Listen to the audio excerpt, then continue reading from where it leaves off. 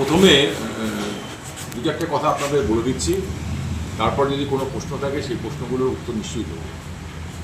প্রথম কথাটা হচ্ছে, আমরা কালকে রাতে শুনতে পাই যে চৌরঙ্গীর মোড়ে আপনি যদি 8 নম্বর থেকে কচুয়ার দিকে যান, তাহলে ডান দিকের কোনায় একটা দোকান দীর্ঘকাল ধরে বন্ধ।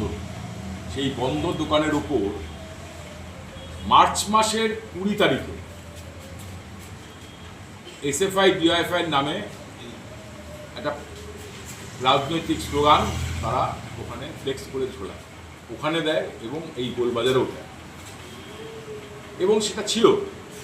এরপর যখন নতুন সরকার এসে একটা জনসংযোগ কর্মসূচি শিবির 16 থেকে 20 জুন সম্ভবত সেই ডেটটা ছিল, তার আগে 2-4 দিন আগে ওই ফ্লেক্সটার ওপরেই তারা ওটা টাঙিয়ে দেয়, একটা ফ্রেম করা। আর ওই ছাত্র যুবদের ওই ফ্লেক্সটা চলে যায় পেছনে। আমরা আসলে আমাদের দেখতাম যে দড়িটা ঝুলছে পিছন থেকে।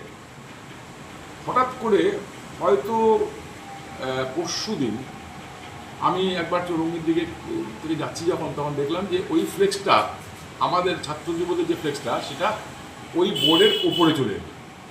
এটা যখন ওরা ওই ফ্লেক্সটার উপর টাঙালো, তা নিয়ে আমাদের কোনো কথা ছিল না, কারণ ওটা বোর্ডটা মিটে গেছে, বোর্ডের কথা লেখা ছিল না, ঠিক আছে। কিন্তু আমার মনে হলো তখন এটা বোধহয় এই হাওয়া ঝড় বৃষ্টি মাঝে মাঝে হচ্ছে, তাতে বোধহয় উল্টে এসে আবার সামনে এটা লেগেছে। কিন্তু রাত্রিবেলা যখন দেখলাম, শুনলাম যে এইটা নিয়ে বলা হচ্ছে যে ওই নরেন্দ্র মোদী এবং শুভেন্দু অধিকারীর ছবি সম্বলিত ওই ফ্লেক্সটার উপরে টাঙিয়ে অপমান করা হয়েছে, অসম্মান করা হয়েছে, ছিঁড়ে ফেলতে হবে, এই করতে হবে, হারমাস, সিপিএম, ছাত্রযুব, নানান কথা। তখন আমি বুঝলাম যে এটা একটা ষড়যন্ত্র।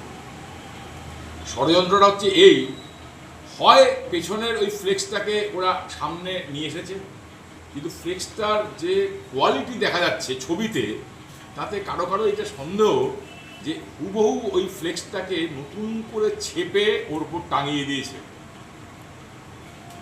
আমরা পুলিশকে বলেছি যে গোটা ব্যাপারটা আপনারা দেখুন, কারা এটা করেছে।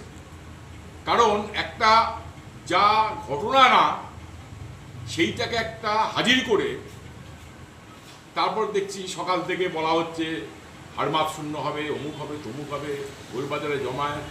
কারা বলছেন এগুলো? এটা বিজেপির এরকম সব ফেসবুকে দেখলাম।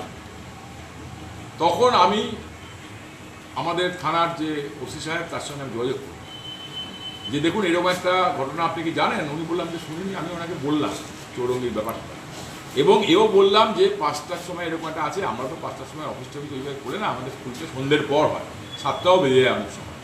তো আজকে 7টায় আমাদের একটা ঘরোয়া আভ্যন্তরীণ নিজেদের মিটিং আছে, যে আমাদের পোস্টার ফ্লেক্স ওদের ওই বোর্ডের উপর টাঙানো হয়েছে। এইটা হচ্ছে একটা নির্জলা মিথ্যে।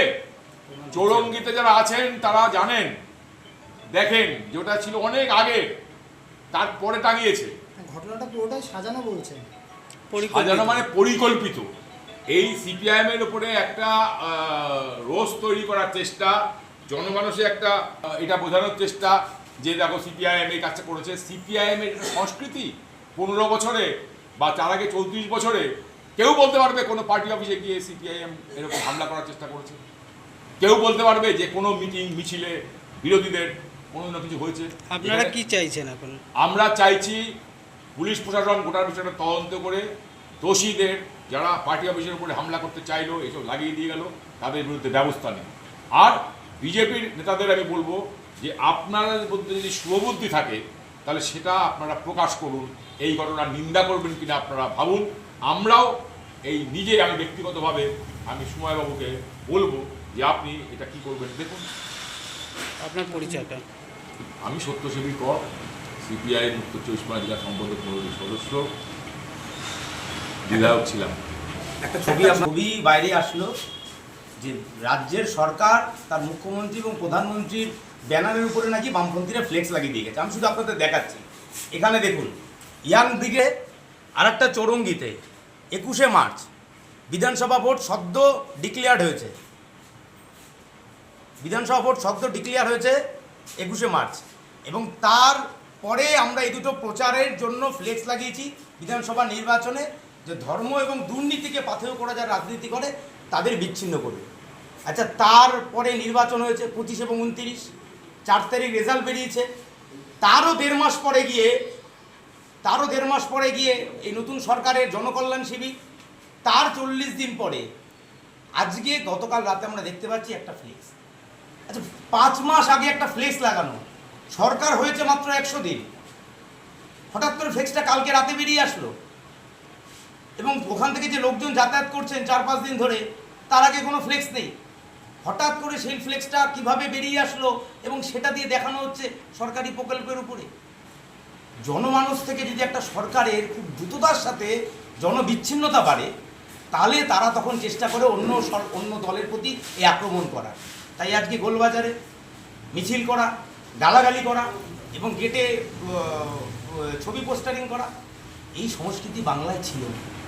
এই সংস্কৃতি অশোকনগরের মানুষও দেখেনি।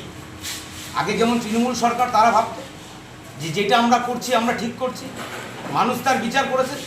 মানুষ কিন্তু তার অভিজ্ঞতায় সংস্কৃতির কাজ, যে নিন্দনীয় কাজ বিজেপি করছে, প্রতিদিন মানুষকে কিভাবে বিষিয়ে জনমানুষে টিকে থাকতে হয়, সেই কাজ বিজেপি করছে, তা কিন্তু মানুষ দেখছে।